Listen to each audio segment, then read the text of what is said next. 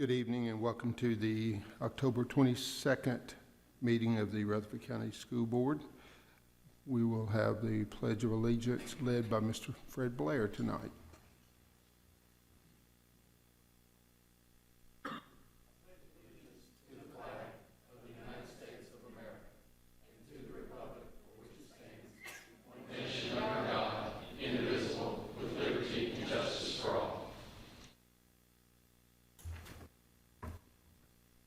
Thank you, sir. We would like you to join the board in taking a moment of silence. Would ask you to remember Mr. James Douglas Jr., who lost his mother, Cornelia Douglas, a few weeks ago. Junior has worked in our maintenance departments many years ago. So if you'll join the board in a moment of silence.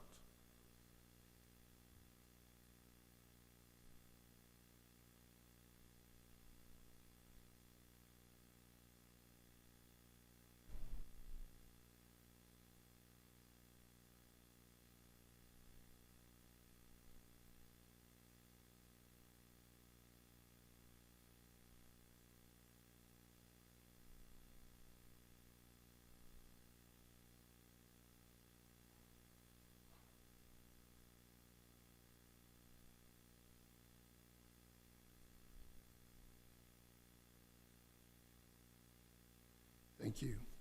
Excuse me.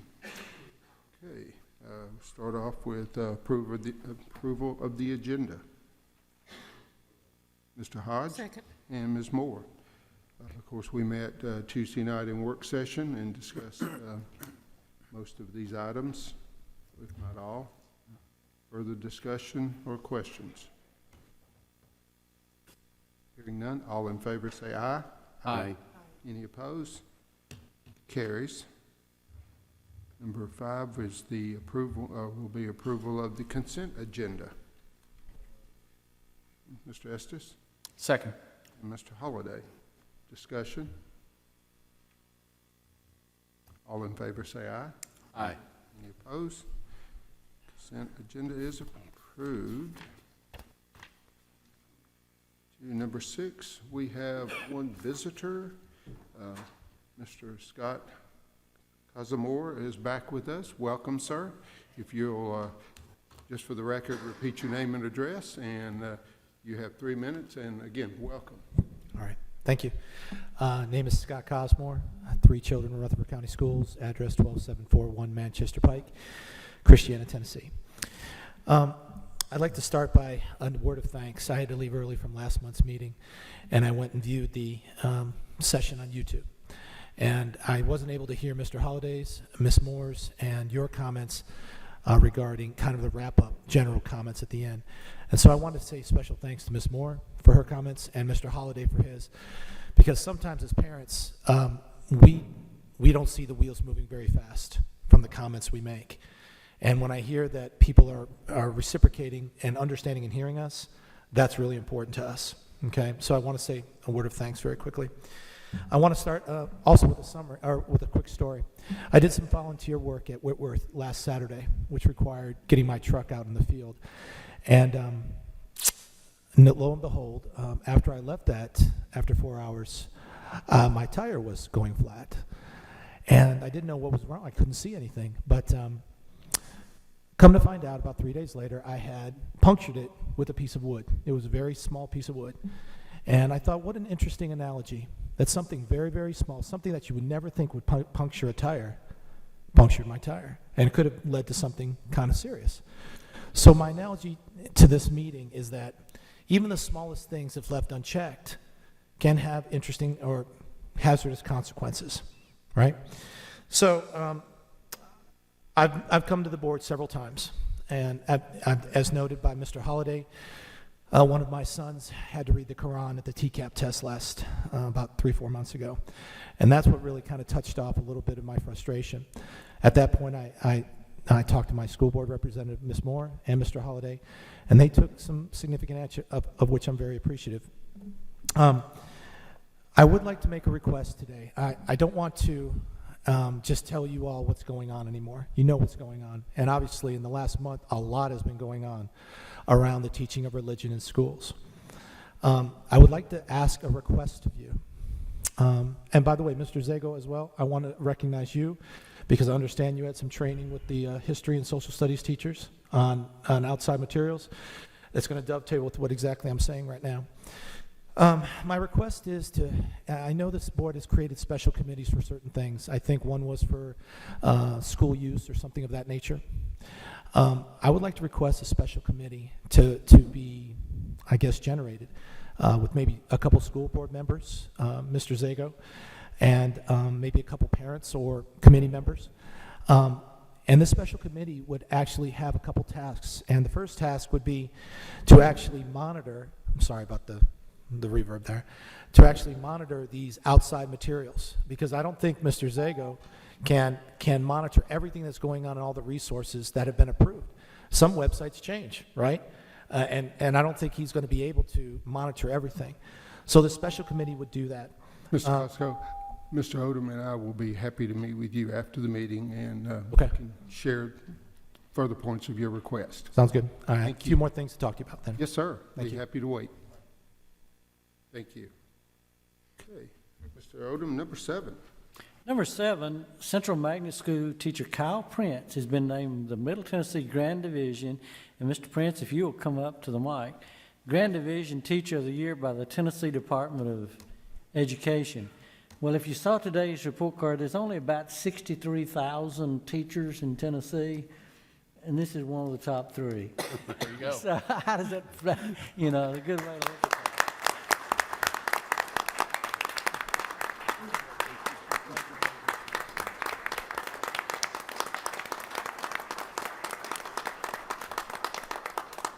He is also serving on the advisory committee with the governor, which we mentioned last time, and has got another meeting coming up. How was that experience of receiving that award, Mr. Prince?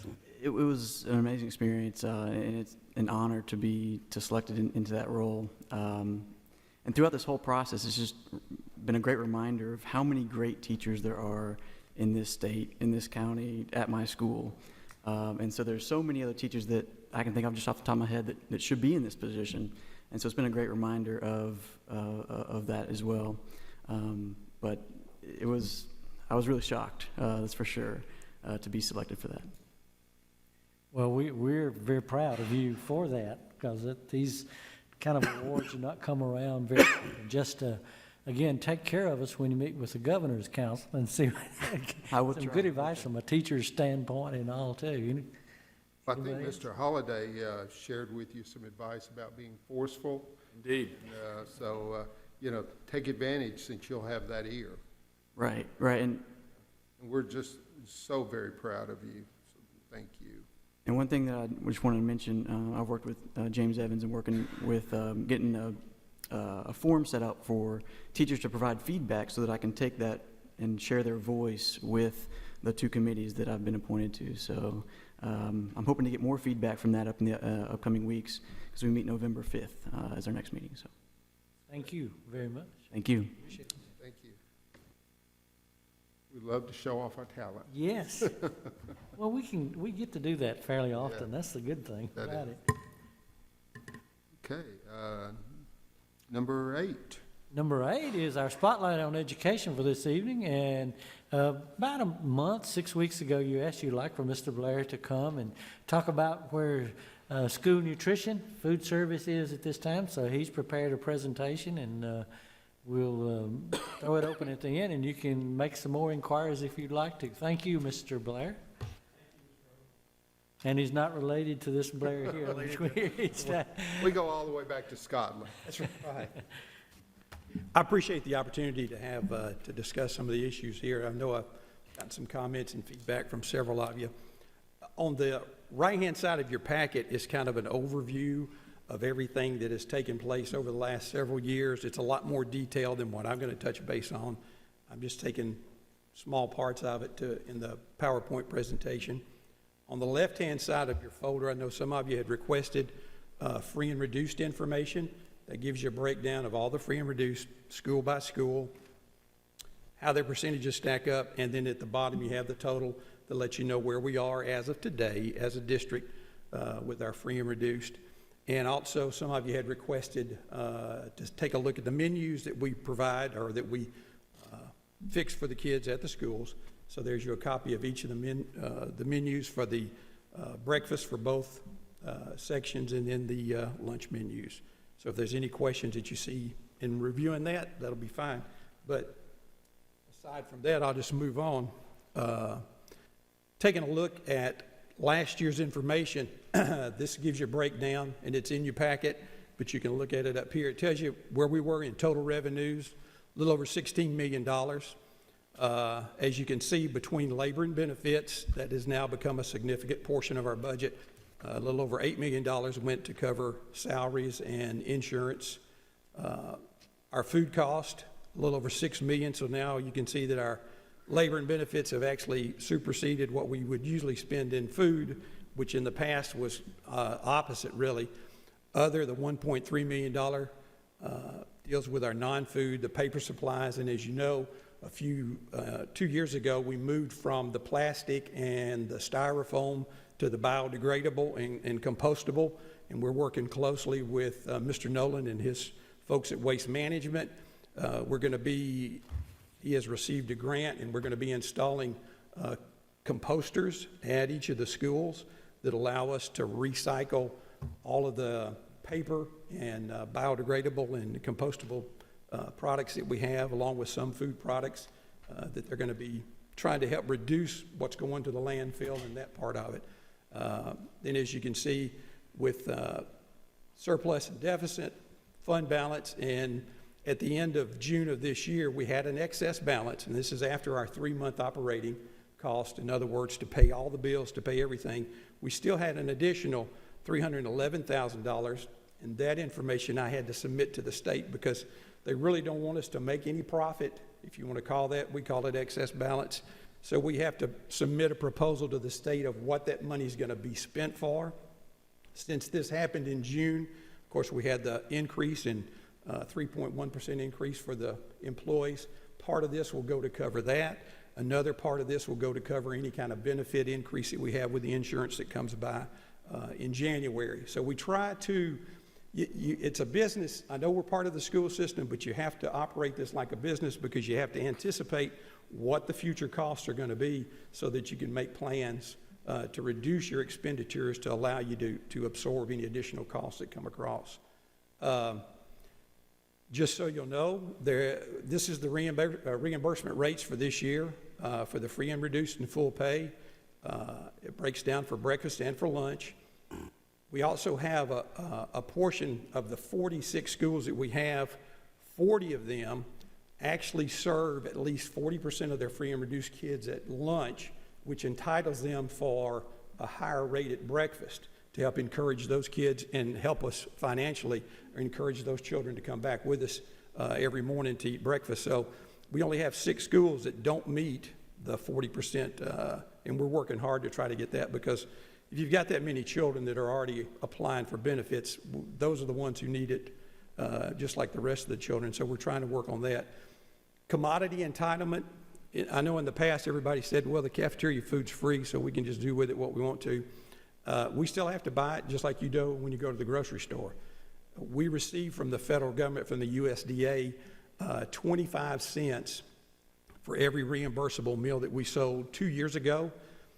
This year it equated to a little over $1 million. We can take that money and apply it towards purchasing turkey, beef, fish, cheese.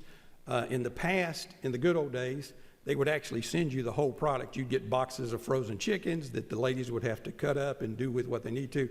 Now we take that and we send it to the processors, whether it's Tyson, whether it's Jennie-O, Land O'Lakes. We send it to those folks because, one, it improves the food safety. The quality's good because you get it back in a product that's most ready to eat for the children. So that's what we work with on that.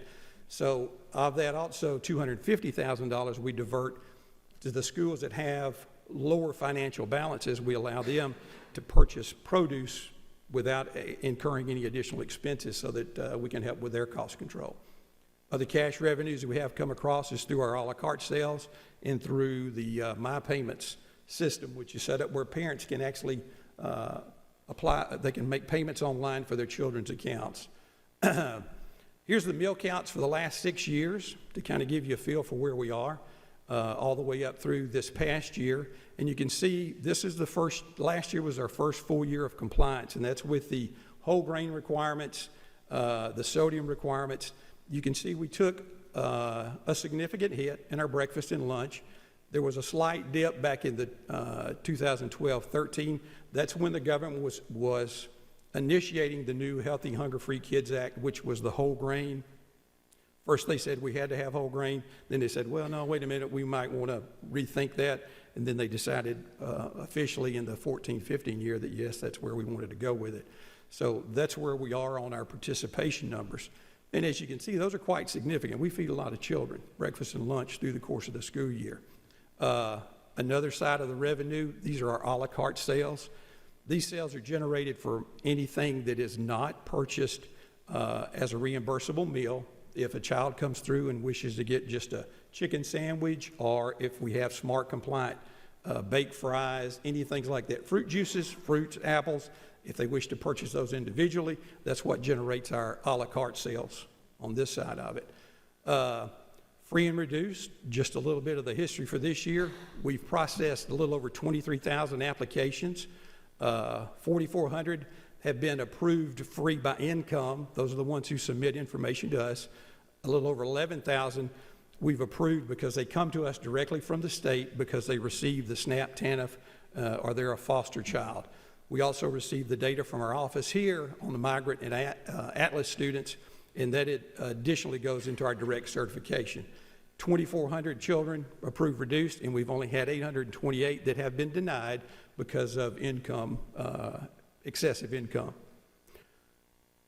Here's a breakdown over the last several years from 2009 of where we were, the reduced children. You see, and the thing is, you'll see over year after year, it's pretty consistent. You can tell the economic changes where the free, which is in the orange, where those categories jump up a little bit, but you can see pretty much, especially in the reduced section, where it pretty much stays the same across there. Summer feeding program. I know this is something close to Mr. Jordan's heart, and we're going to talk about this.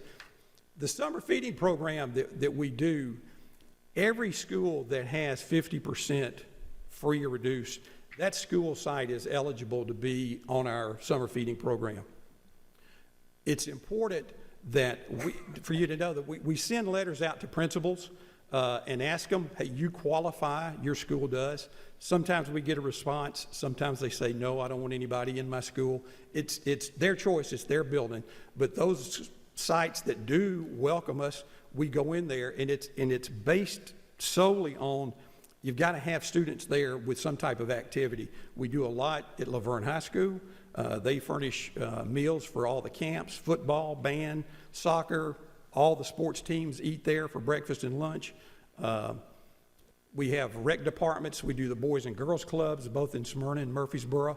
And to the situation with Kittrell, that would have had to have been an oversight on my part, Mr. Jordan, on that, because anytime we have enough children that are available to warrant that, we just have to make sure that financially that we have enough money to pay for the person who's working there, or persons, plus buy the groceries to feed the children.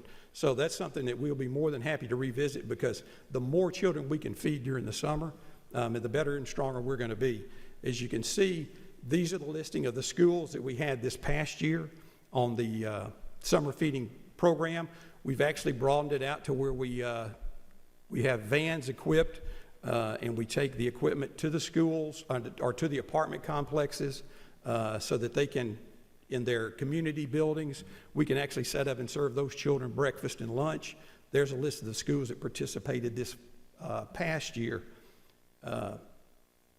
Here's a breakdown over the last 5 years of what we have done in the months of June and July for our summer feeding program, which is, as you can see, it increases. Sometimes economics plays a role and limits.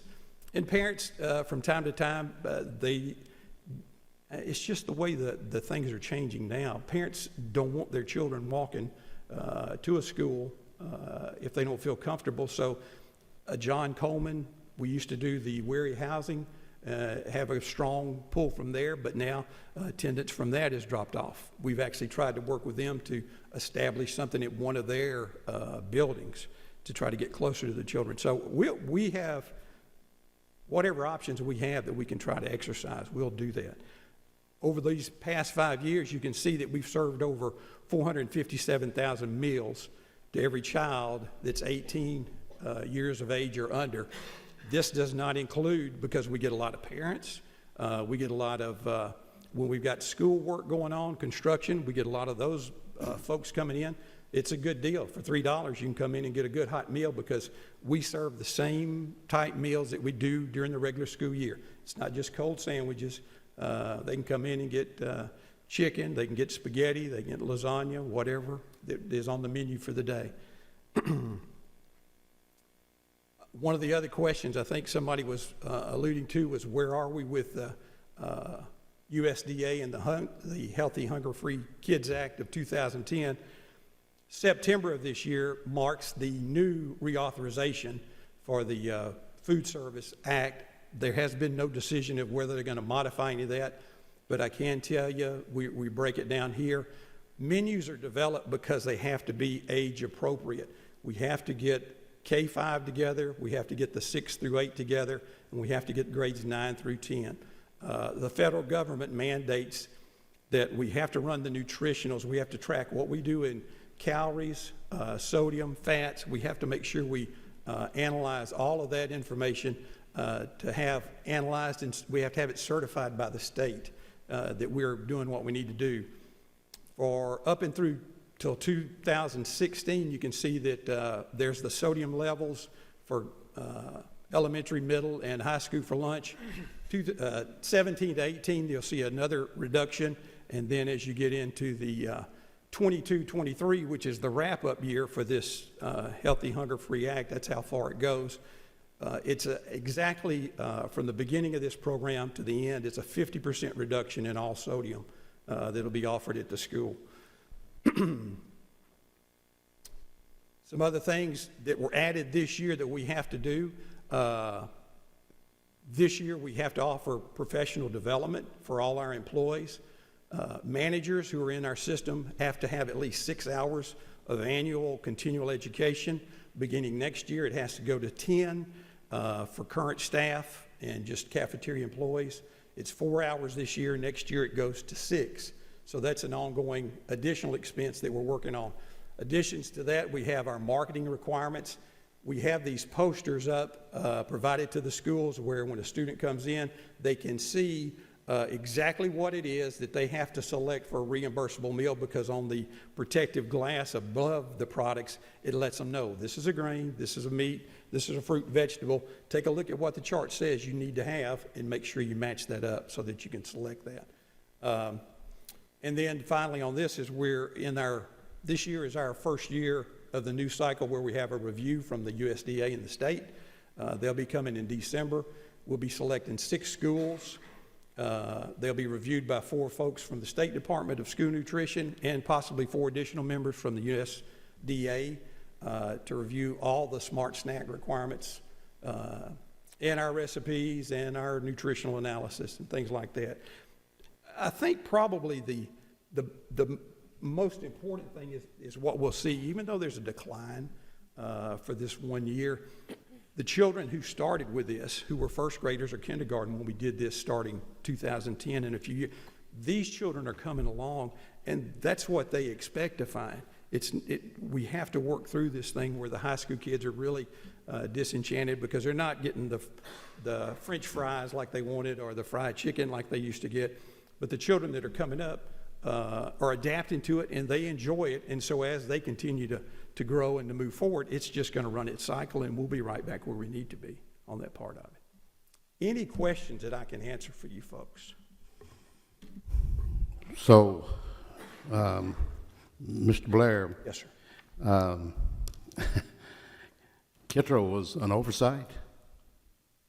I don't know. I'm using your words. Well, if it happened, when we looked at it originally, we didn't see the number of people. We didn't see the number of students. I didn't have an opportunity to visit that school. One of my staff takes care of reviewing and is over the summer feeding program. Her recommendation was that there was not enough children eating there, so that's why we didn't do that. And for that, I apologize. I should have. Well, you already said you would revisit it next Yes, sir. summer. We'll make sure we're there. That recreation site Yes, sir. is a combination of Shiloh and Kittrell, and the Shiloh does not have a good site, and so they bring them to Kittrell, and it may be the best one and I've been to. Last summer I went to every single one of them. It may be the best one in the county. I wouldn't want to hurt anybody's feelings because there's a lot of good ones, but it is excellent. And it's run by Carl Watkins, who's a former police officer in the city of Murfreesboro, and a legendary teacher in Rutherford County, Clarence Brandon. And they do a beautiful job. And I'm just telling you that these kids are, the school itself, Mr. Brandon is all over it, even though he's been retired many years. He told me last night that it was 60%, he thought. Your figures say 63% free and reduced at that community. So obviously they're eligible. Yes, sir. Now the Walter Hill situation, you want to reply to Kittrell? My recollection is, Mr. Blair, that we had the program at Kittrell a couple of years back, and the participation was so low that, That's why we made the decision not to revisit it. And that's to your point, that's why we've got to check it every year.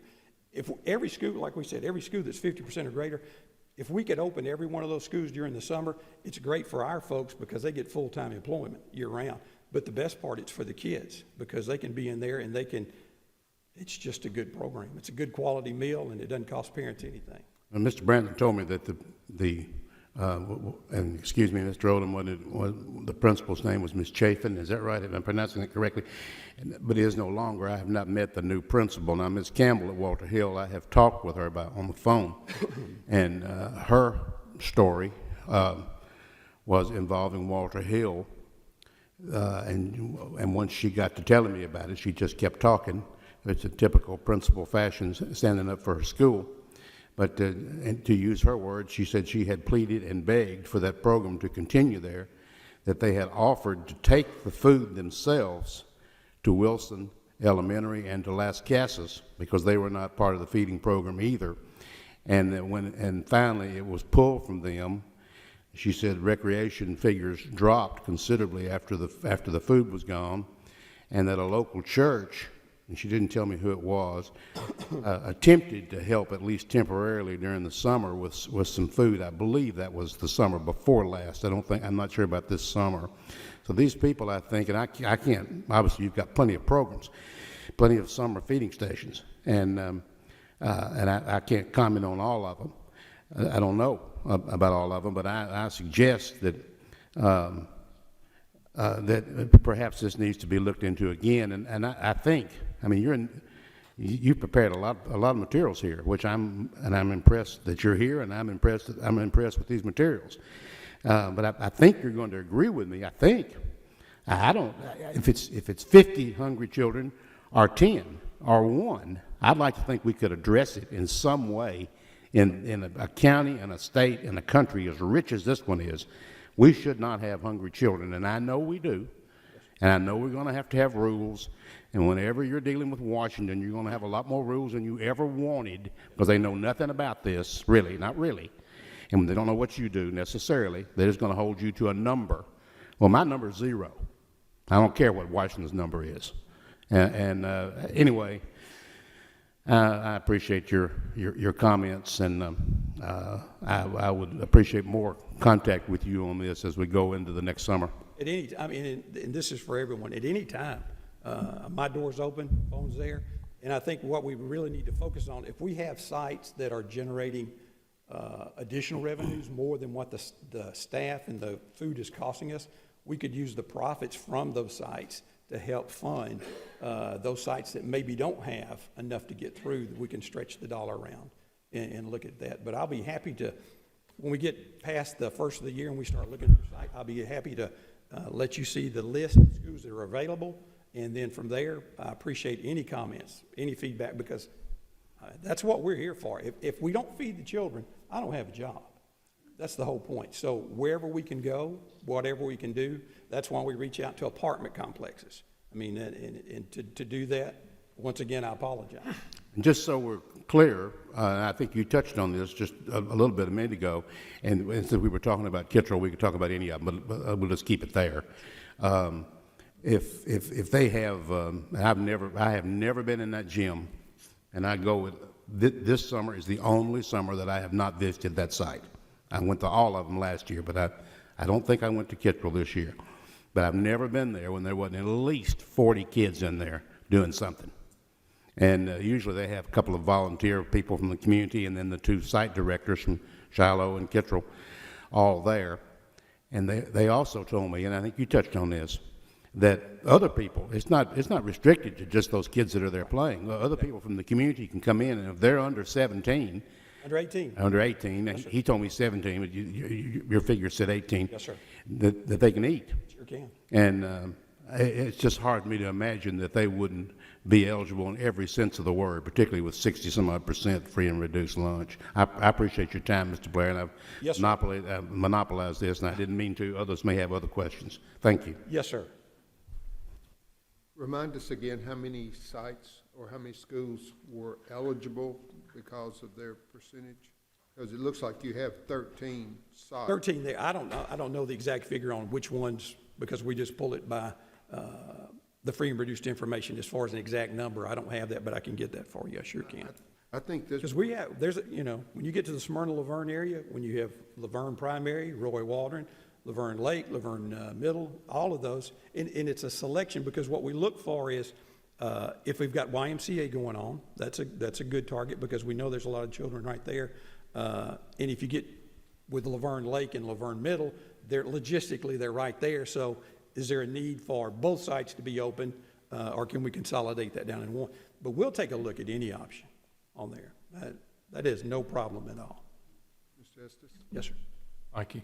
I want you to clear something up. I may have misunderstood this. You said that once they got over 50%, you send them a letter, and the principal decides whether they're going to have it there? We let them know that their school is eligible for the summer feeding site, and if they wish to have us there, just let us know, and we'd be more than happy to set it up. Because usually what we'll do is we'll take the staff that's there and provide employment for those folks. But sometimes we get a response, sometimes we don't. So So if it's we've totally got, up to them, since it's their facility. I'll follow up on that if you give me the list. I sure can. well, I'd hate to see a school that was 63% and the principal say, we don't want it. You know. I agree. I sure do. I think you'll be getting some answer in the future, Mr. Blair. Because the need's there. Y'all know it just as well as I do. The need is there for these children. Yes, sir. Well, I don't hire and fire principals and have no desire to do so, but if a principal had 63% of free and reduced lunch and told you no, I'd like to know it as a private citizen. Yes, sir. I'll get with Mr. Rowland. My number is 0. I don't care what Michelle Obama's number is, okay? My number is 0. Yes, sir. So I'd like to feed as many people as we possibly can. And with all due respect, clearly, we have some money. Yes, sir. I mean, it's not a matter of raising taxes to get this done. The money's there. I mean, because that's another, I think somebody was asking about do we need to look at increasing prices and things like that? That's why we try to hold expenses down so that there is an excess balance, because with that excess balance, the government says, okay, you get a pass. You can apply for a waiver where you don't have to go up on your lunch prices. So that's why we try to keep things as in control, because last time we increased prices here was the 2009, 2010 school year. So, and y'all know what's going on at the grocery store. Well, actually, the money is kind of my question. Yes, sir. Claire, help me understand the summer feeding program, because so many of those meals, if I understood correctly, the 18 and younger children, they're free. Yes, ma'am. Where does the funding for that program come from? I mean, how much of it is it federal money? Is it state money? It's all federal money. Is it? It's all Everything in our program is all federal money. We receive no money from the county government. We get a small amount that comes from state based on reimbursement for a prior year, which usually runs anywhere from $150,000 to $180,000. Everything else, we either generate the revenue ourselves through a la carte sales, adult teacher meals, or we get reimbursement back from the federal government. So that's where our funding comes totally. That's what I thought, but thank you for Yes, ma'am. clarifying. Sandvik, you had a comment? Just, we did run our surplus, our fund balance down by, what, about 700,000? Yes, sir. Last year. So this year we opened with about 300,000 excess balance. So, and like Mr. Blair was saying, it definitely is a program, and I see all the time in various newsletters I get, it is a program that if you are not careful, you will wind up subsidizing it from your general purpose school funds, because that's the only source we have to subsidize. So we have to have that balance between profitability, trying not to run up too big a surplus, but there are ways we can spend that surplus down, and that's what Mr. Blair and his staff work on. Mr. Holliday? I like to find opportunities where Rutherford County is doing something unique, and I'm a little enchanted by the program that you have in trucks of some description going out into the community and that kind of thing. How unique is that, or is that standard operating procedure happening all over the state? I can't speak for what the state's doing. I just knew that from our standpoint, initially when I stepped into this position, we were using old vehicles from maintenance that they were retiring, and that would become the transporting vehicle to the satellite schools, Holloway, Daniel McKee. That's how they would transport food. It's not safe, it's not sanitary. So we invested in cargo vans and equipped them with containers that we could hold the food hot until we transport it from the preparing site to the schools that are receiving it, to make sure that everything meets health department requirements. And I mean, everybody has their own, if you're serious about reaching the kids, because then you'll do what you need to do. And that's our thought process on that, making sure it's done and done right. Murfreesboro City has a retrofitted bus with some seats and all in it. I've seen that written up several times in the papers. I do know other districts do something like that too, transporting around. Excellent.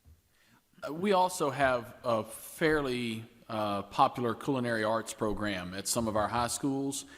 Is there ever an opportunity, and I'm sure the answer to this is probably no, but I'm going to ask anyway, is there ever an opportunity that we can give students a chance to participate in the preparation, provision, the process of feeding on a large scale? We have lots of programs that prepare students for employment right after high school, and we have kind of a built-in hands-on training opportunity, albeit with a ton of liability and concerns of that nature. Nonetheless, I'm going to ask the question.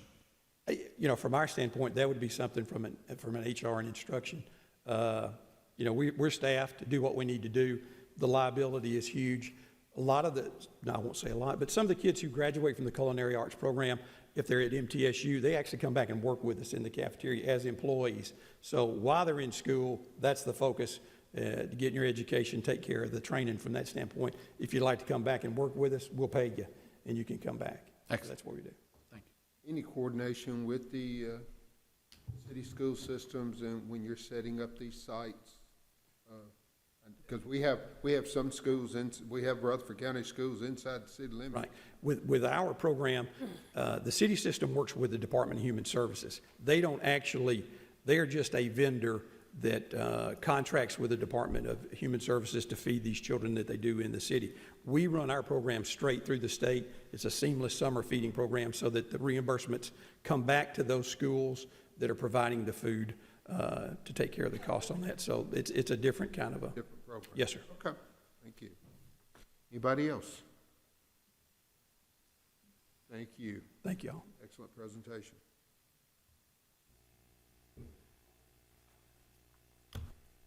Number 9. Number 9 is the computer installation update, and I did ask Mr. Solomon, who is over our hardware technology, to come and kind of give you a report. We've been doing one each month since we received some of the monies from the commission earlier on. And so, Mr. Solomon, you'll give us an update, please, or you actually gave us something to look at, too, didn't you? I did. You do have a handout in your folder. I first want to thank Mr. Odom and Mr. Blair for just allowing me a few minutes to share what we've been able to accomplish. But at first, I've got to give thanks where thanks is due, and that is to each and every one of you who went out there and continued to fight for that funding that we really needed in our school system to put the computers in these schools for online testing. Without your help, we wouldn't have been able to get that accomplished. So I wanted to make sure I mentioned that. So we started the requisitions back in June, and so our first shipment of computers came in July. So a lot of numbers that I share with you will be from July 1st moving forward. In the last 14 weeks, we've been able to install 40 new desktop labs throughout this county.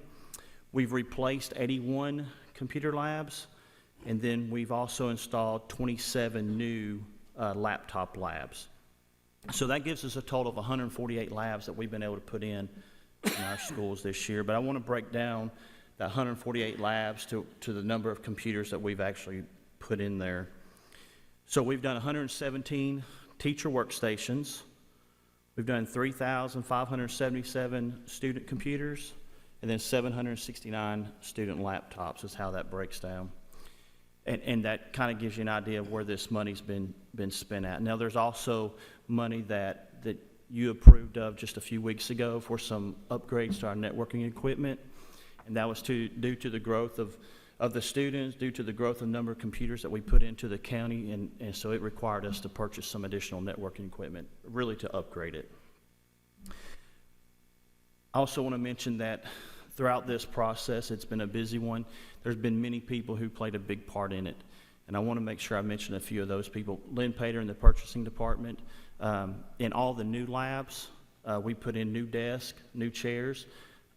We had to cable those classrooms. So when we looked at that, we did this in-house. So our cabling department, the technology department, the electricians from the maintenance department had to come in, put in outlets into those labs. And so just a lot of work that went on in the background that had to be done to get this working. And so today we have students in every school that are practicing for online testing. And every single one of these labs that I mentioned are up and running at this point. And if it wouldn't have been for that funding, we wouldn't be at this point today. And so I thank you again. We still have challenges that lie ahead of us. This first budget that we received this year got us a good kickstart. Challenges that we see moving forward is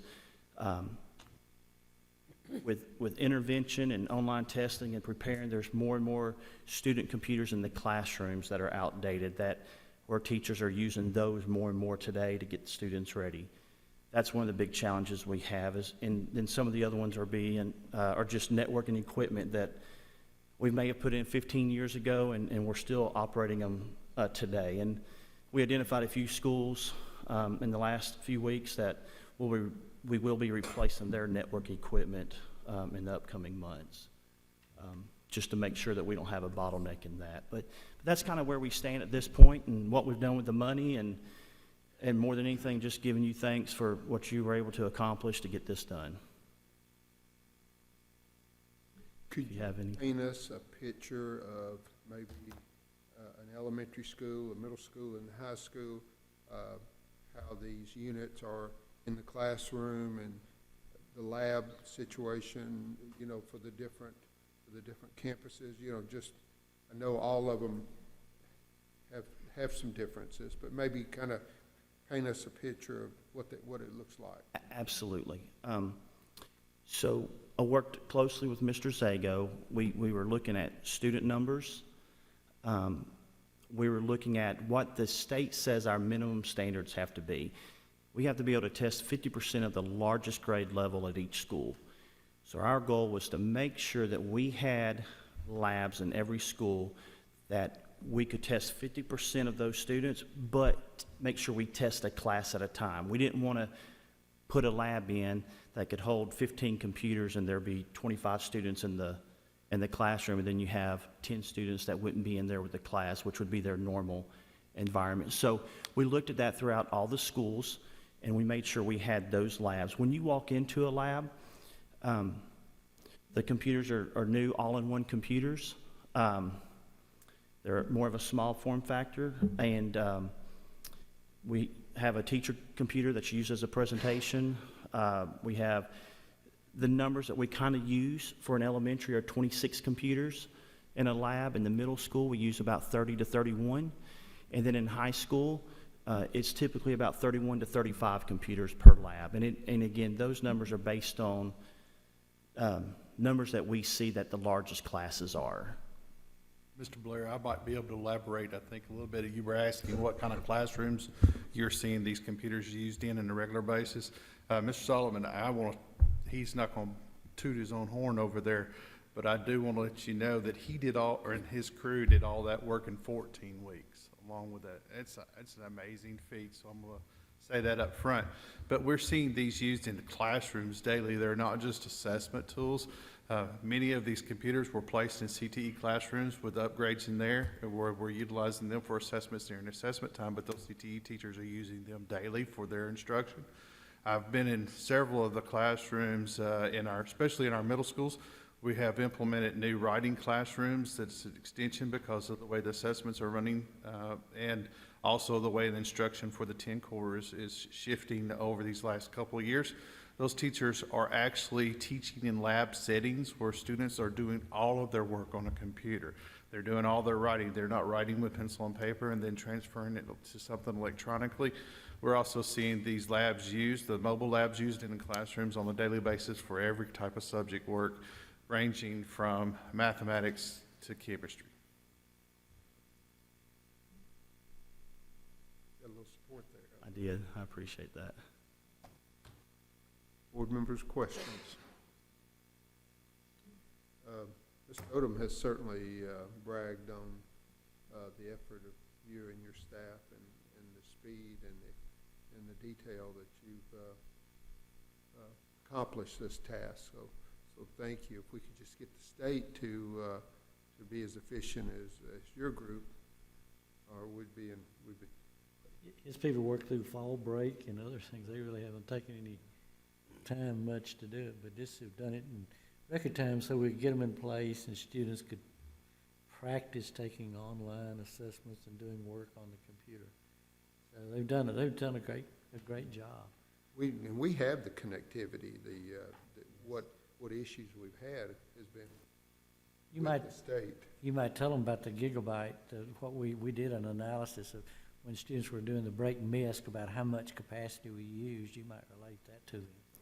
I did. So we've done it a couple of times. When we did the break miss day, we had AT&T give us reports on how much bandwidth we were using, and so in the most part we were looking good on the bandwidth. That's where we identified those 4 schools to where we were starting to use a high utilization of the networking equipment, and it was some of the older equipment.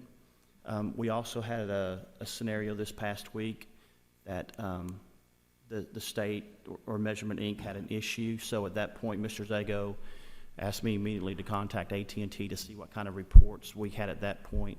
Again, just to make sure that from our end, we're not breaking on our end, that it's on up the ladder. And luckily at that point, again, we looked really good on the bandwidth and the amount of traffic that was going through.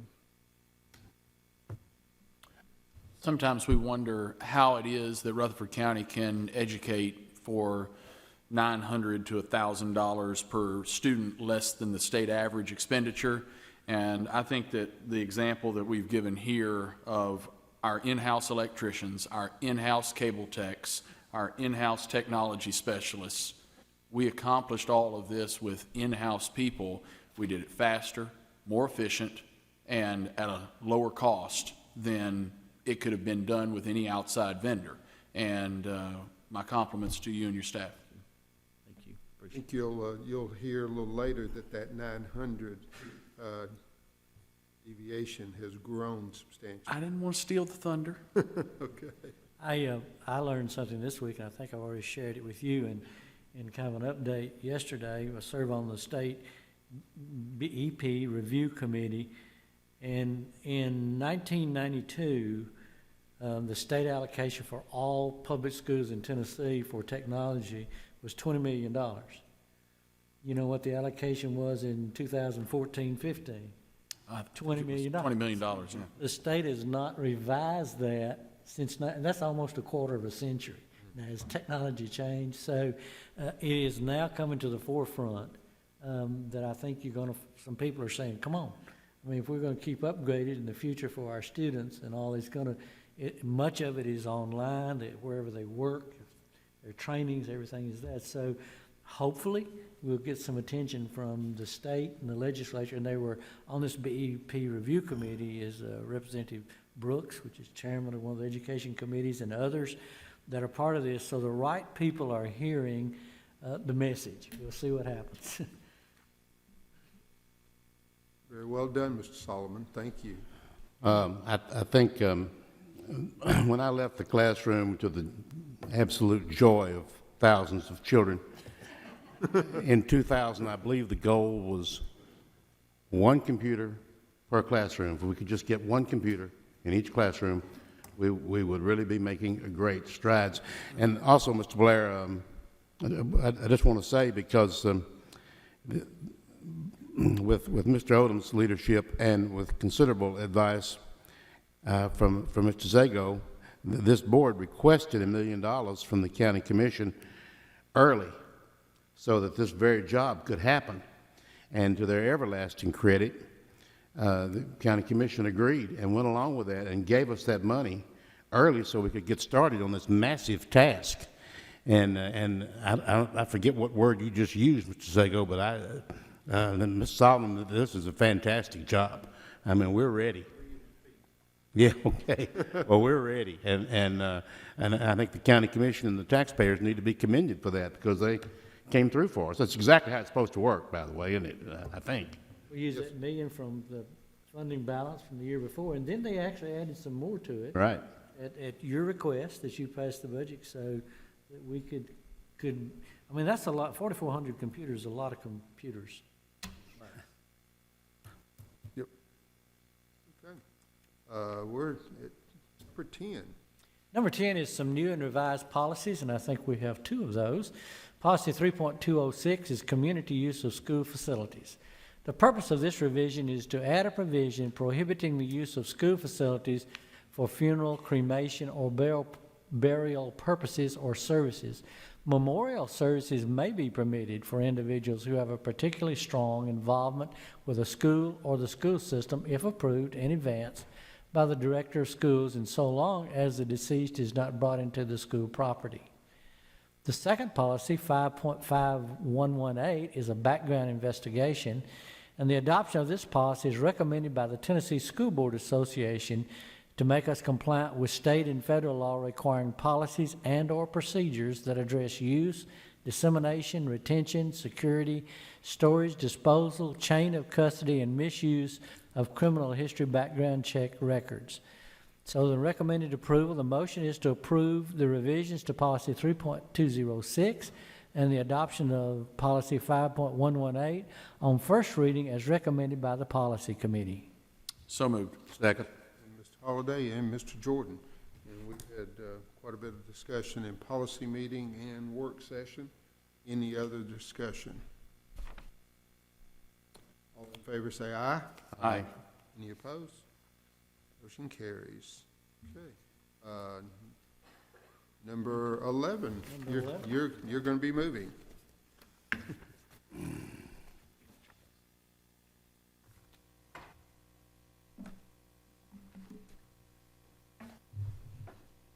There are your pictures on the screen.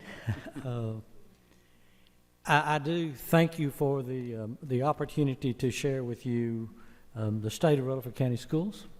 Some of the things that we're doing very well. I think it's very worthwhile to let our community and the citizens of Rutherford County know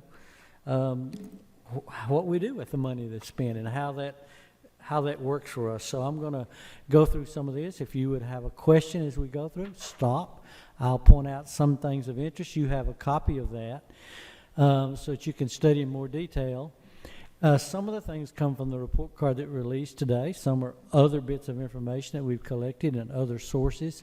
So you'll see a combination of things from more than one source. The first one is kind of enrollment and demographics. So you'll take a look on the left-hand side. You'll see the bar graphs, the blue bar graphs, and that's the growth in enrollment in Rutherford County schools. That's at 2-year intervals so that we could go back over a period of time. But it's a steady growth. That's about as near in the mathematics world. You talk about the line of least fits. That's really an amazing. The growth has been steady and it's been consistent all along as you start back from 2005, 6, and move forward. On the right-hand side, with enrollment demographics, is some of the information released today, which will tell you the number of teachers, the number of administrators in Rutherford County Schools. I won't read all of that information for you. I did place at the right-hand side from the state report card released today just how many total teachers in the state of Tennessee, public schools, how many administrators, that sort of thing. Last year there were 995,892 students in Tennessee public schools. I did underline 2 or 3 things I'll point out for you, which is kind of significant, I think, for us, unique to us as Rutherford County Schools.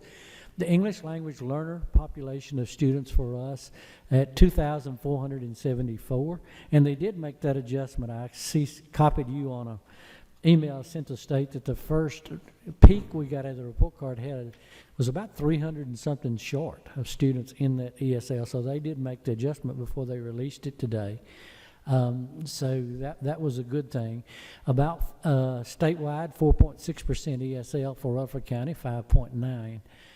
The economically disadvantaged student population, we are less than the state 57.7, ours at 39.7.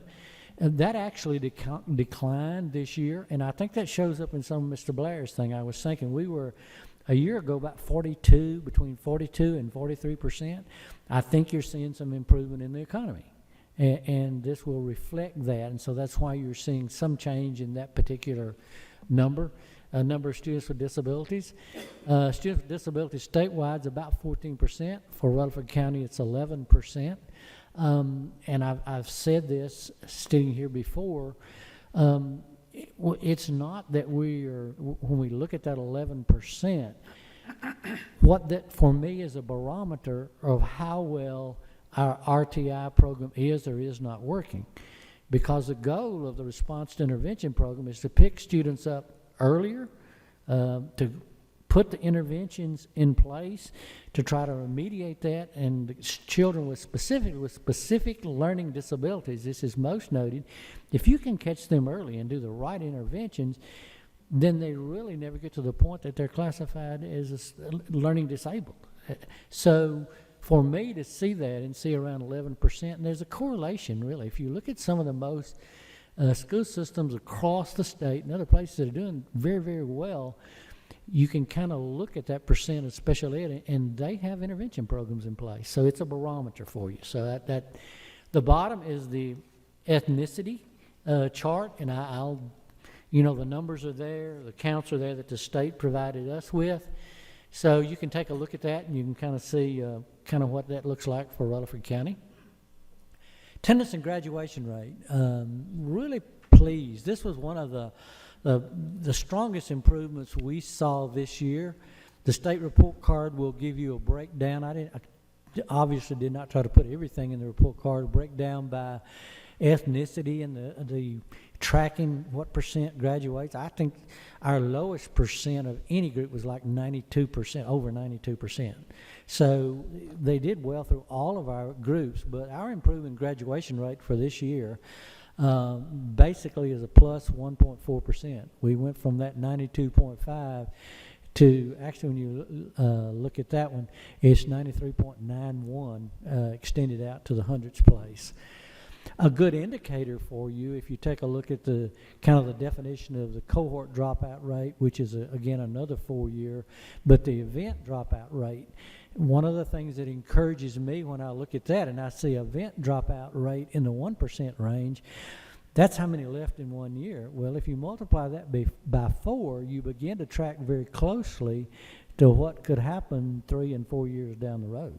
So that's a good indicator of what, when all 4 years are included, what it might be. So I think that's an interesting figure for us. In the graduation, too, 95% is one of the things that target areas. It was under the No Child Left Behind and under the Tennessee waiver.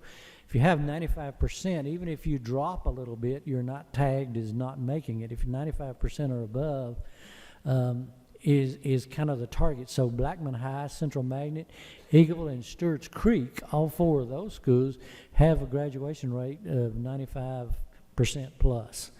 So that's very good. Compliments to them. Part of that goes back some up to the graduation coaches that were approved a number of years ago, and some of the things that we're doing in those particular cases too, I think that's helping. So very good in that particular case. At the bottom of this, again, is some promotion and attendance information.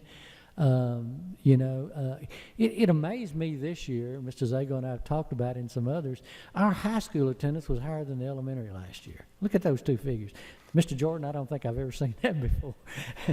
But maybe that means that, they're coming at a better rate. Maybe that means that the offerings and the things that we have in place for them now, they're connecting, and I'm going to have some things to show you that connection as we go down through some of these other slides that keep kids in school and make them want to come to school. Maybe that's also beginning to have an impact. So very pleased with that. On the academic side, we did, again, for James Evans tracked this back at least 5 straight years, all A's in that, achievement-wise. I've said to you in the past, one of the things that I look at, this is your percentile, how many students or your percent of students that are achieving in that. And one thing I want to see this number, I want to see as years will go in subsequent years, I want to see that number go up because that's a higher percentage of students achieving. And we're seeing it stay either the same despite our growth, or we're seeing increases in that. So I very much like to see that. ACT scores this year is 19.9. I think the state's 19.5. I believe that figure is. We're above the state, but that's a little bit lower than we'd had the year before. And we'll talk a little bit more about that. That's going to be one of the focus areas. That's one of our challenges. That's one of the things that we want to do. Taking a look at this, how about value added? As a district, and I copied this directly off of the site, this is your growth. This is your number 5. It goes from 1 to 5. And a number like that doesn't mean anything unless you look at other districts. So I selected a number of districts, and you can look at their growth there. That's their overall. The overall really comes from some of the major areas are certainly your 4 through 8 TCAP, your high school end of course. In Rutherford County, we do give a 2nd grade assessment. And if students grow from 2nd grade to 3rd grade, 3rd grade doesn't start the TCAP testing until 3rd. So we had a lot of growth in 2nd to 3rd grade and had very good growth in our high school. Our scores are not as good for numeracy and literacy in the middle grades. The whole state dropped in that. This year, when you looked at reading especially, when you looked at the scores 3 through 8, TCAP of the state of Tennessee were not as strong this year. And I guess I put one little footnote on this. The one thing that bothers me a little bit, I see wide swings in these value-added effect scores from one year to the other. I mean, Williamson County down there is a 2 for the all effect. They've been a 5. The kids didn't change that much in 1 year. The teachers didn't change that much in 1 year. I'm kind of encouraged to see a new assessment that with Measurement Inc. will be doing the assessments. Most of these assessments would have come from the Pearson background because that was the one that was doing state testing prior to that. But, you still points out areas where you need to grow, and we'll work on it, and we pay attention to that. But I do not like to see them fluctuate drastically from year to year because I don't think things change that much. That's just my observation.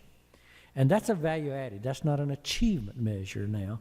2 different things. Value added is a growth, and achievement would be the percent of students that would be proficient or advanced. And so you're two different measures. I want to talk a little bit about some programs to kind of let you, and I'm doing this, and you know something about it, but some people are watching this on YouTube and other internet and all. And I want to say some things also that's for our constituents, people that fund us and whose children we educate and that sort of thing. So I want to kind of give you a couple of things, just a couple on this page. English as a second language program, Junior ROTC.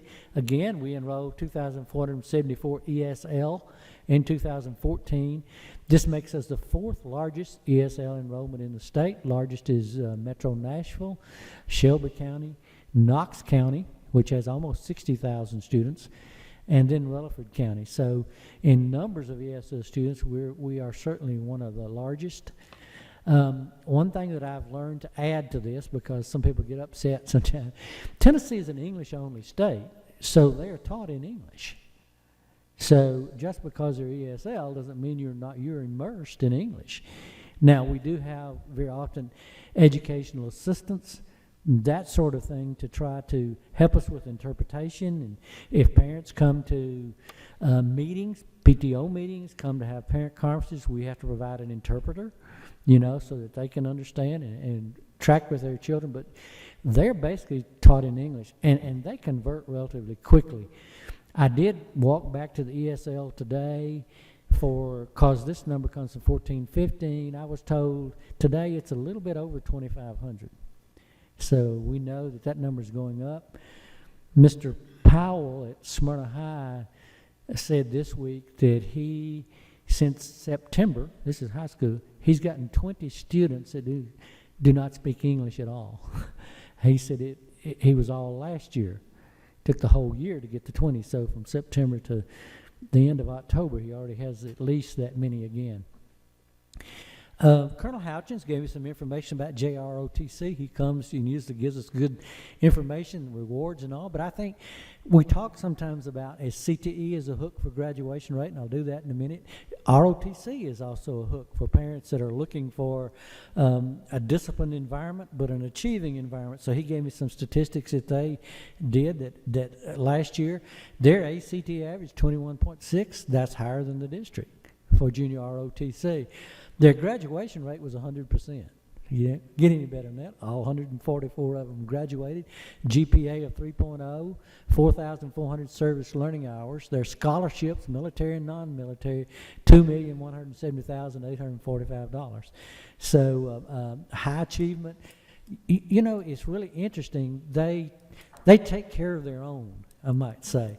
So if a student begins to struggle a little academically, they do the tutoring too. I mean, it's a nice environment for many students to grow and achieve. It's a really good program. We have it at our high schools. Very good. He did give me a little footnote there. People think it's just for guys. It's not. There's 481 females out of the 1,216 this year that are already in ROTC. So I just thought that was kind of an interesting sideline. Another thing, let's talk a little bit about adult high school and maybe the GED program. I kind of gave this one because people do not realize that we run an adult education program, a GED preparation program. We actually do it for Rutherford County, Cannon County. Most of your GED program, which is really the HiSET is the primary test this year, is the one we use in replace GED. And so here's some little facts that Ms. Joan Delisle, our director, gave us on this. And we have about a dozen high school students that graduate with a diploma each year. That's the adult high school piece. And I've seen people from 21, 22 to 70s graduate with their high school diploma. During the last school year, we had 172 students receive their high school equivalency diploma. The ones that actually go through the ceremony is much less than the ones that actually do that. Very often, some of you board members speak for their graduation. Over 800 adult education and English speakers of other languages, ESOL, were served last year. We serve them here. We serve them at the Laverne, in Laverne for that also. The free adult education classes are offered days and evenings at our Adult Ed Center, which is next door to us, the Laverne Library. Somebody begins to, what's it going to cost me to come back to work on my GED or something like that? Just your time and your transportation here. You know, that's labor and work, federal funds, we ought to do labor and workforce development, fund that. So it's an asset to Rutherford County. Classes are also offered in Rutherford County Workhouse. We send people there to teach, and also the Rutherford County Jail. People don't necessarily realize that. I put a question mark up there. If you notice, the Rutherford County Schools Adult Education Fund contributes to Rutherford County, does it? I did a little more research in the boxes on the right lower-hand corner. You can go to U.S. Census Department, and the estimate for Rutherford County as of 2014 was 288,906 people. Of those, 216,000 were 18 plus. And also, the census says that about 10.3% of Rutherford County residents aged 25 or more do not have a high school diploma. So take your 10%. I couldn't find a count from 18 up. So if you take 10% of that, it's going to be more than 216,000. We still may be looking at 20,000 people in Rutherford County that do not have a high school diploma. So you don't think about that very much, but it apparently, if those statistics are correct from Census Bureau, there's still quite a need there. So by you funding and housing adult education, you're making quite a contribution to Rutherford County. I'd like to take a look at our career and technical education program, and this is one of our flagship programs that we love to see. Now, I'll have to tell you this. This is not the 14-15 chart, because the state doesn't put out the 14-15 chart till about January, February. It runs a few months behind the other. So that was from 13-14 of our offerings and programs. You're going to see in the new version, you'll see much more mechatronics. You'll see some other things there. But we did get for 14-15 the information I have on the left-hand side. If you are CTE focus cluster students, and remember you have 3 courses in the same pathway, you become a CTE focus student.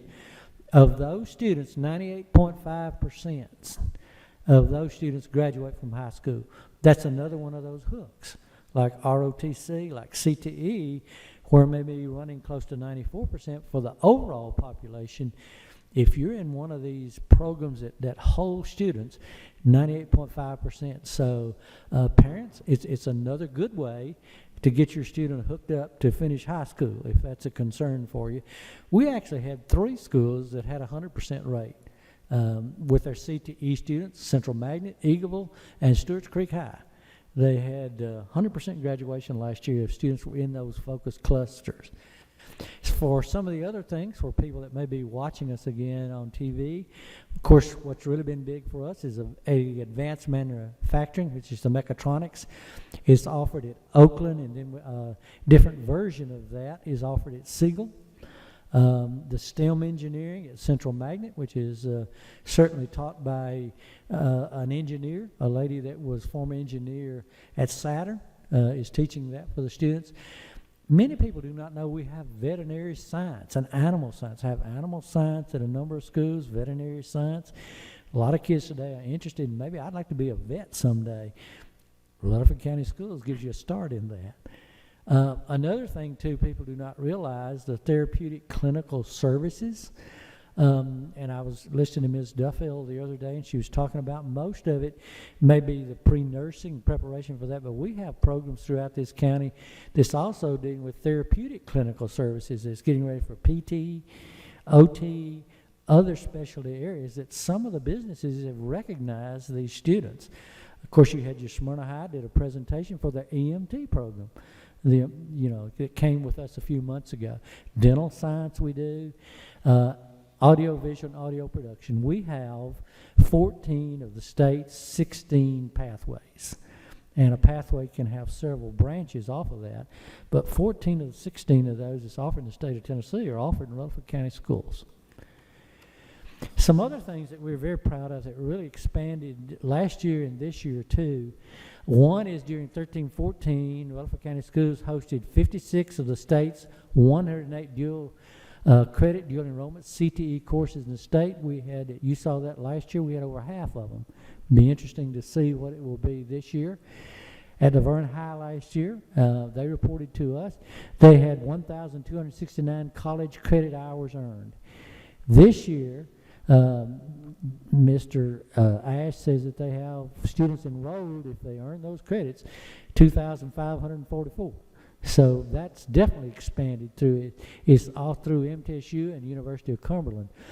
But the next bullet, all of our high schools are again this year collaborating with higher education to offer college credit courses in high schools. So you don't have to be at Laverne High to be doing dual enrollment, dual credit. MTSU really stepped up to the plate in this and is offering these credit courses at most of our high schools, so pretty much all of them.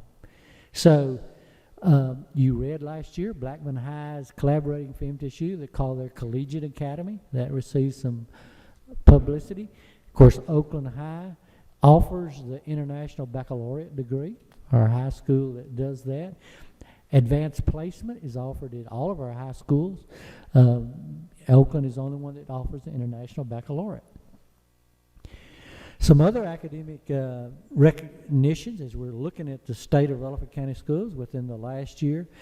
And of course, this was the niche survey that came out that we didn't know. It's always good when somebody brags on us other than ourselves. And evidently, this is an online thing that people really look at as a research site. We were called by them, the schools within the city limits of Murfreesboro are the 23rd best in the country, according to this group. I know Chamber of Commerce and others have used this. Some other things here is dealing with this, some calculations that I've done, in addition with some of the data we received. 5 Rutherford County schools were recognized as state reward schools this year, which means that they performed in the top 5% of the schools in the state of Tennessee. And you may remember those. It was Cedar Grove, Central Magnet, McFadden, Stewart's Creek Elementary, and Lascassas Elementary. We've had just announced, and we'll have them here. They have to travel to Washington, and when we'll have them come to a board meeting. Buchanan Elementary has been named as a 2015 National Blue Ribbon School. So they'll be receiving that award in Washington. We'll have them come back and present that to us. Very proud of that. They did the state actually nominated them, and they had to do quite a bit of work for that. And one of the things that stood out for them that earned them this award was their ability to close gaps, to take students who were behind and bring them up, catch them up. So that was one of the things that helped them. In the value-added performance world, if you take a look at it, 64% of our schools scored in the top 25% of schools statewide for academic growth in one or more subjects. Some schools one subject, some of them several subjects. 47% of our schools scored in the top 10% of schools statewide for academic gains in one or more subjects. So almost half of our schools in Rutherford County were in the top 10% of the state for value-added gains. Yet which explains a little bit how we got a 5, but it didn't explain how we got a 1 for literacy. So that's why I say it's sometimes a little bit confusing. And of course, another thing that's been in the news lately is 16 Rutherford County school students were selected as National Merit semifinalists. So that's a real honor for Rutherford County schools to do that. I think that was across 3 different schools, was that? It was. Mm-hmm. One of the things that I would say to you is our PLCs, our professional learning communities, where teachers collaborate together, we still believe is one of the strongest ways to design interventions to help teachers grow in their teaching ability. Again, to people that's listening to us, just like you'd like for your doctors to collaborate on a case, we like for our teachers to collaborate on a student that may have trouble learning, because very often students have several teachers in multiple subjects. So the professional learning community allows teachers to meet together, and we build in time during the scheduled day for them to discuss how students are performing. This is the academic accountability piece, and I did make one change in this. I think maybe a typo on yours that I noticed as I was rechecking later today. But Rutherford County Schools attained 9 of 11 AMOs, annual measurable objectives, set by the state. The full graduation rate's not shown there. It's, you've got additional information. This came out July, something like that. But I've looked at a lot of the school districts. I'm not seeing many that met that many of their academic goals. Very proud of that when you meet 9 of 11. To be exemplary, you have to meet half of them. Okay? The other piece of exemplary is the gap closure. That's where us and most of the other school districts in the state were not exemplary. Gap closure. So I'll show you that one. We only met 5 of 16 gap closure targets. And let me kind of explain what a gap closure is. In a gap closure, if you were looking at the special education or the economically disadvantaged or English language learner students, there's typically a gap between the scores of those students and all of the students put together, the collaborative group of students. So one of the goals under the waiver and all is to take that gap, to lessen that gap so that the students that are at risk are getting closer. One of the problems that you run into for this is if you move your other students well, just kind of like on the achievement, there's a tendency to widen the gap, because to close the gap, you got to make as much for that subgroup. You got to make as much as the whole did, plus an additional amount to help close the gap. And I marked 3 of them at the bottom. That's marked as a miss for us. We actually lowered the gap, but the gap wasn't lowered to the extent the state said it should have been lowered. So you don't get credit for it unless you reduce it a certain amount. So one of our challenges is certainly gaps. Now, let me say this to you. The new waiver that Tennessee has done, I really do agree with. They have a kind of a super subgroup, and they've done something else. Next year, a special education subgroup will not be compared against every other student. They'll be compared to themselves. So we'll be asked to look at, did we advance the students who were in special education? Did they grow compared to themselves? Did the English language learner population grow compared to themselves? Economically disadvantaged. No. I think that's certainly much more reasonable, and evidently when the state made the argument to the feds agreed. So in this particular case, that will be a change. Next year's report card will not look like this one. So it'll be measured differently. They're doing, instead of all, they're doing the super subgroup, which basically is your Black, Hispanic, and your Native American.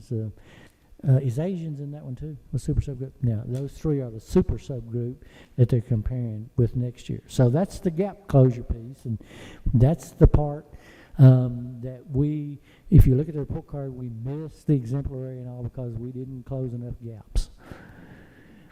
You've seen this. Some of the other people have not. They might be watching on TV. This was a staff survey on the spring of 2015. You may be interested to note on the left up there is some figures that Mr. Sandvik gave me for this year. This year, now, our total staff is 4,975. Of those, 3,225 are certified. You're probably the second largest employer in Rutherford County behind Nissan, I think probably there. But that's how many people actually work to deliver these services. I did outline a couple of those really good. And so I thought this was really interesting when teachers were asked, and teachers did this survey, and the response, over 62% of our teachers responded, so almost 2/3 of them. And when you do a survey that's voluntary, getting them to respond is interesting, but about 2/3 did. 96.4% yes, we're held to high standards. Statewide, it was also pretty high at 94, but we were above the state. I thought the other piece was really interesting. Our school provides a daily time for individuals that need intervention. And that was 92.9% of our teachers said, yes, our school does. And my guess is, the high schools didn't have last year they didn't have RTI people everywhere. Some of those people may be PE teachers and other things too. Some teachers may not realize the intervention that's going on in their building and the other, but very, very pleased that almost 93% of ours said, yes, we did. Statewide, it was about 85%. So, again, I think our teachers rated us high themselves. Another thing I want to talk about here, this is interesting, the finances, and this came out in the state report card today. Last year, Rutherford County spent $8,237.10 for instructional purposes. The state average is $9,413.70. So we are not $980 behind the state average now. We are actually $1,176.60. There's a little interesting thing to take a look at here. You remember, this would cover the year. We asked for $315 million, if you remember, and we got 306. So we lost about 10 million, something like that, over what we asked for. If you take 42,000 students, and we lost about almost $200 from 980 to 1176. If you multiply that times 42,000, you get close to $9 to $10 million. So what we actually asked for to even hold where we were questioned about it, to hold where we were. Actually, had that happened, we'd still probably been close to the 980, but we were really on target. So it kind of confirms something that's after the fact. I think so. That's information. The lower right-hand corner is highly qualified, which is good. On the left-hand side at the bottom is interesting also to take a look at. And some of this is a breakdown on how we get our money. Now, on the first page, on your second page, I think, on the demographics, I put the state average there so you can kind of go back and compare it if you'd like. Our local fund is about 40.34%, pretty close to statewide. Statewide is about 30, no, that's the state of Tennessee, excuse me. State of Tennessee is 40.34, up at the top. We're 39.65. We're very close to the same. The local funding for Rutherford County is 39.65%, again, state's 40.34. Across the state, the average federal funds is 12.28, and Rutherford County is 7.22. So most of the funding we get, if you look at state funding, 53.12% of our funds come from the state. We're actually getting more from the state than the average school district in Tennessee, because if you look, 47.38 is the average school system in Tennessee. So we depend heavily upon Tennessee to do that. That's just some interesting information. We're asked all the time, how much do you get for grants? I pick some of them out. Here's some of the grants, and I'm not going to read them all today. We have some local people, some local organizations doing a lot for our schools. The Richard Siegel, the Jennings and Rebecca Jones there, I do want to draw attention to that. Of course, we do the United Way for our clothing fund. But there's just so many things that we apply for all the time in terms of grants. So some of the monies that we receive is because of the hard work of our people in applying for these grants. So what's our challenges? The number one challenge for Rutherford County Schools is and has been for a number of years, we're just growing very quickly. And when you grow very quickly, that creates space, infrastructure, personnel needs are there.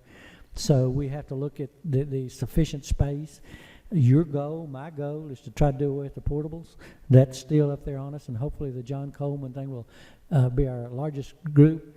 Technology infrastructure and some kind of a reasonable replacement cycle is not every 10 to 15 years. We need to look at that. Energy efficiency, major. We looked at some more things today, and I know that you're aware of what we're trying to do. We're everything since about 2007, geothermal, and we replaced lighting and plumbing and all to conserve energy. We have to stay competitive on our compensation, fringe benefits. We're training teachers. That's a focus. And of course, we have 249 buses. And as we grow under this growth, we're having to add additional buses to do that too. So you hear reports on that. We have a focus on academics, without a doubt. So our challenge, we've got to increase proficiency, advanced score performance. We got to get more students that reach that plateau of being proficient or advanced. We want higher ACT performance so that our Rutherford County students maintain a competitive edge. One of the things that I want to point out to you, if you look at the ACT breakdown, you'll find that around 40 to 50% of the students for us and a lot for statewide score 18 or less on their ACT.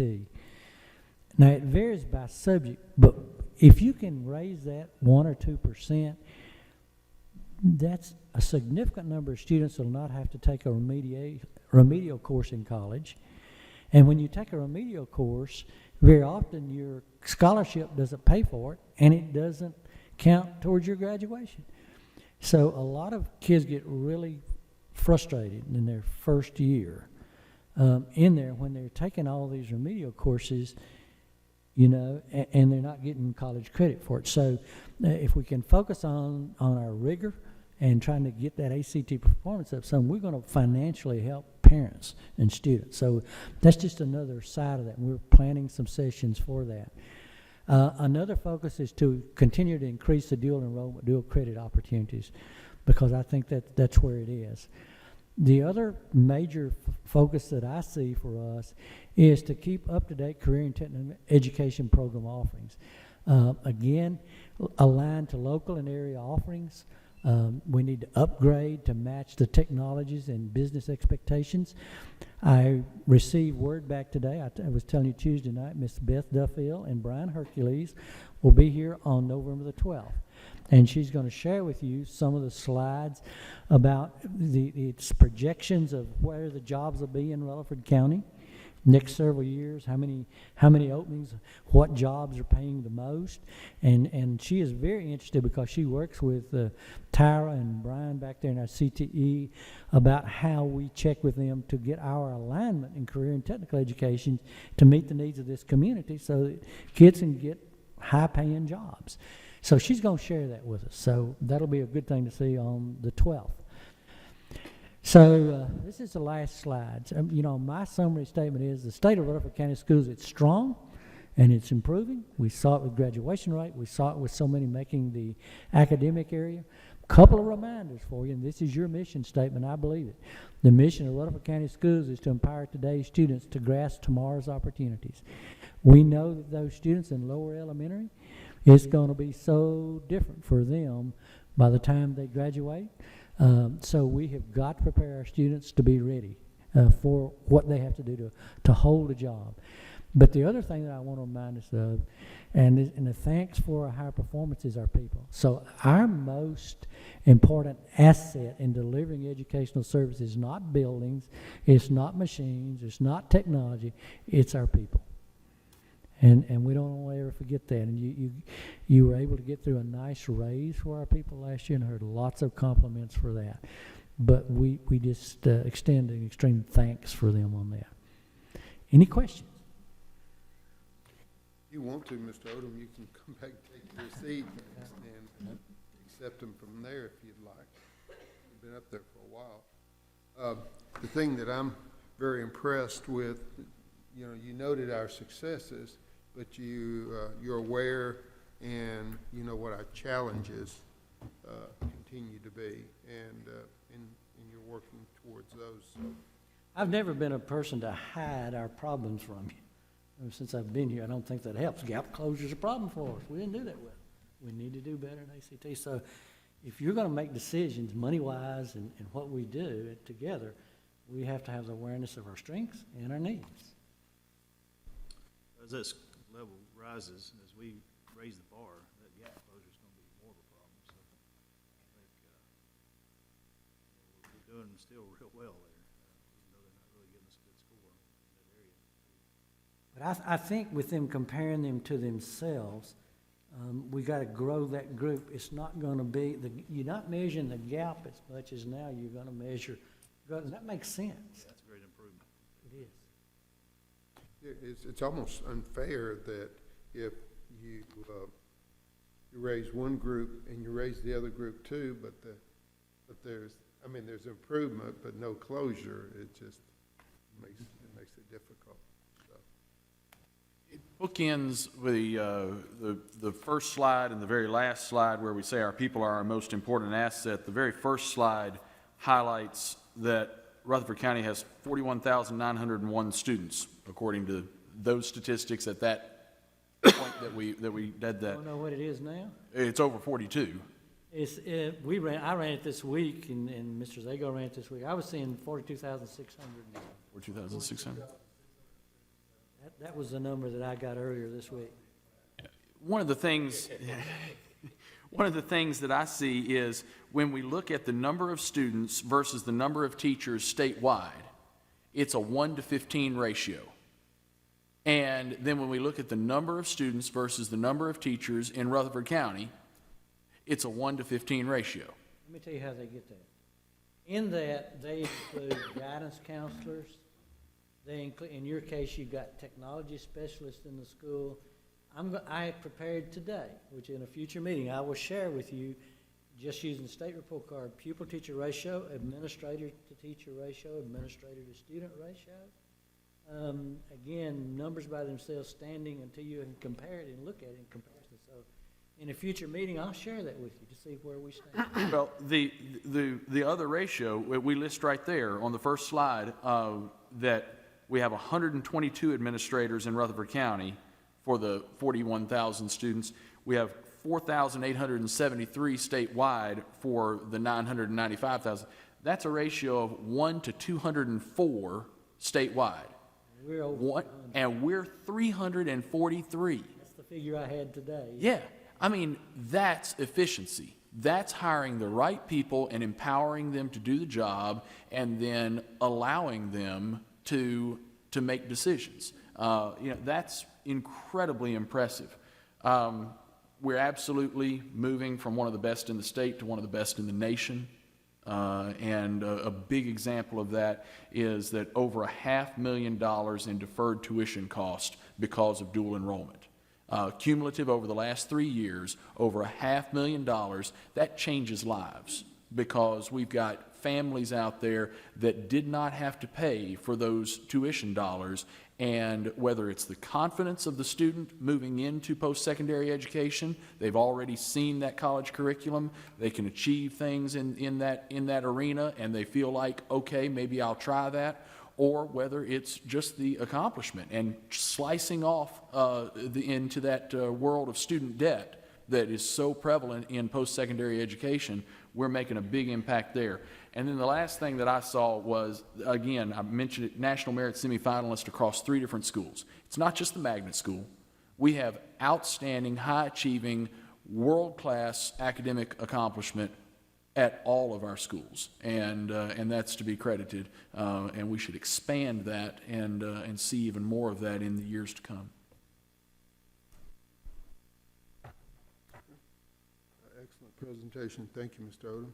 And we have a copy of it. We can refer back to it. Go to the state report card site and look it over, and you can get even more details. It takes a while to sit and study it. Okay.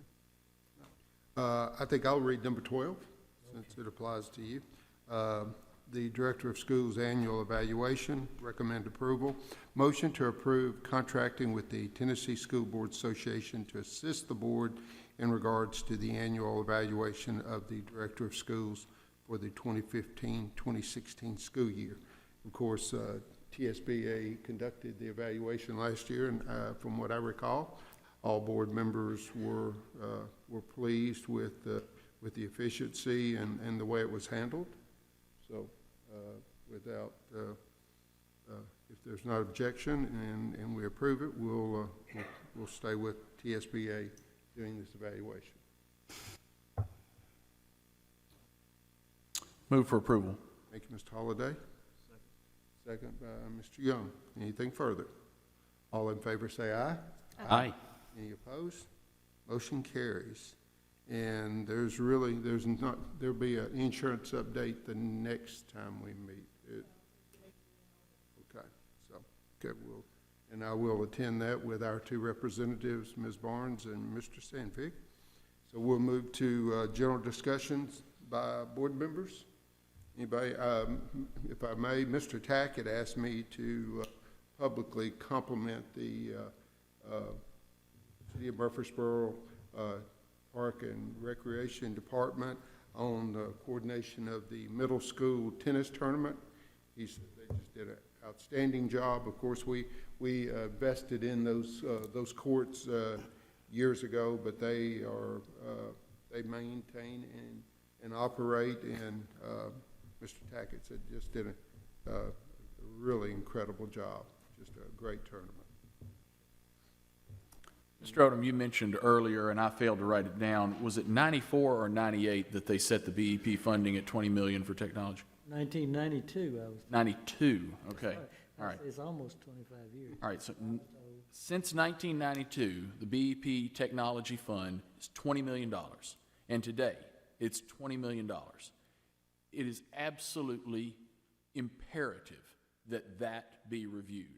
And if the state legislature does not model its technology funding after what Rutherford County has done in facility planning with dedicated dollars toward technology for an inherently depreciating asset, then they will miss an opportunity. Technology is an inherently depreciating asset that has to be kept up to date, exactly like facilities. And the model that has taken place in Rutherford County, where we have school buildings that look as good as the day that they opened and they are well maintained, that is a model that works for constant vigilance and keeping us on the cutting edge of technology. It needs to be addressed, but it needs to be addressed on the shoulders of what Rutherford County has already proven to be an effective program. Good. Anybody else? Well, we've had kind of a lengthy meeting tonight, so we've got a lot of information shared. Mr. Estes. Need to congratulate Siegel and Eagleville volleyball girls, sir. those winning, and Oakland soil judging team for winning the state. James is collecting some of those information, so we're going to put it out and see whether there's. I called Larry Creasy yesterday, and interesting enough, I think when Murfreesboro Electric was doing they cut the electricity off over at MTSU and all. They were upgrading or something. They didn't tell TSSAA, so our school, Siegel, he was so busy trying to set up so that TSSAA could move all their things from MTSU over to Siegel so they could continue during the blackout time. So they did that. Thank you, Mr. Estes. I neglected to write that down. So, anybody else? Okay. Again, thank you, Mr. Odom. Just an excellent meeting with Mr. Blair and Mr. Solomon in your presentation, and very valuable meeting. So, without any further ado, we stand adjourned.